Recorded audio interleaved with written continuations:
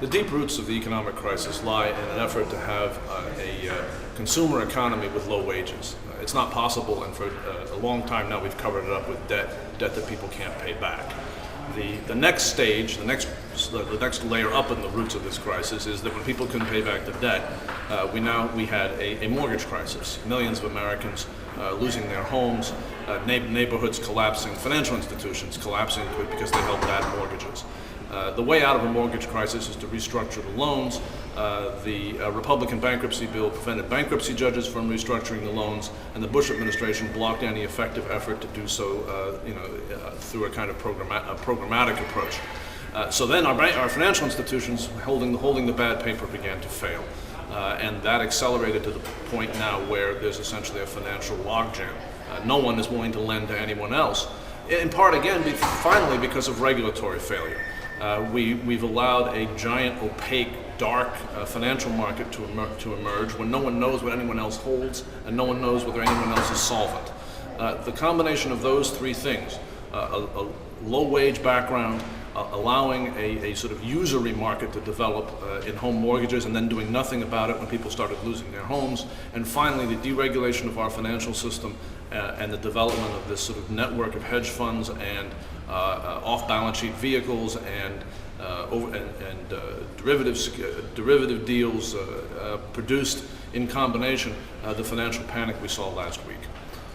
And the administration says that the way out of that crisis is to basically have a $700 billion revolving fund that it controls, that it has the full discretion to use to buy up this bad debt. Mm-hmm. What's wrong with that idea, and what's the alternative? How can I count the ways? I mean, first, the idea that we should give political appointees in a lame duck administration that frankly no one has confidence in unlimited power to spend more money than has ever been spent in peacetime in American history to bail out the financial institutions that they are very close to. It's hard to know where exactly to begin and end with the absurdity of that idea. The second problem is that we are talking about the public taking on the bad assets of the financial world and the companies, the people who caused this problem, keeping the good assets. That's a really bad idea unless you do some things to give the public a stake in the good assets. We're also talking about not addressing the roots of this crisis. And the roots of this crisis lie in the weakness in our real economy, the absence of good jobs, the deterioration of our housing markets, and the foreclosure crisis. So what we need to do here, instead of doing a blank check bill, what we need to do here is have a bill where the government acts with independent oversight on terms that are fair to the government. Where the public gets a stake in. If we're going to bail out companies, we ought to do like any other person does who bails out companies, take equity. We ought to do that, and we ought to have clear rules as to how these assets are going to be purchased so the public is not taken advantage of. Secondly, we've got to deal with the mortgage crisis. We've got to put an end to the foreclosures and restructure the loans. Thirdly, we've got to have a stimulus package for the rest of us, help for the unemployed, infrastructure spending to create good jobs, aid to state and local governments so that the people who do the things that keep our society functioning day to day can continue to work. And finally, we need to re-regulate the financial sector. Those are the things that need to be done in the context of any bailout of Wall Street. And that is where really the Dodd proposal comes in. Okay. Senator Chris Dodd, who's the chairman of the Senate Banking Committee, has proposed a bill that would help the financial sector, but would have many of the features I just described. It's not perfect, but it's where we ought to start. Essentially, Congress needs to tear up the Treasury proposal and start with the Dodd proposal, and that's what we need to do right now, today. Let me ask you one final question. I've in the last day or so, there have been two arguments from the right about what's been going on and what the roots of it are. One of the arguments is that the Community Reinvestment Act, the act that sets standards for making sure that banks and financial institutions are lending equitably to, particularly in communities that have formerly been redlined, that they have access to capital and credit.